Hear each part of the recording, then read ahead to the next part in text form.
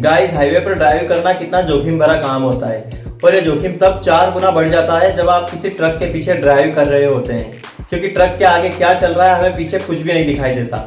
दरअसल इसी समस्या के समाधान के लिए सैमसंग कंपनी ने एक ऐसा सेफ्टी ट्रक लॉन्च किया है जिसके फ्रंट बम्पर पर एक वायरलेस कैमरा लगा हुआ है और ये कैमरा ट्रक के पीछे लगी एलसीडी स्क्रीन से कनेक्टेड है। दरअसल जब भी कोई ट्रक को ओवरटेक करने की कोशिश करेगा तो उसे पीछे लगी एलसीडी स्क्रीन पर आगे का नजारा साफ साफ दिखाई देगा और वो ट्रक को आसानी से ओवरटेक कर सकता है।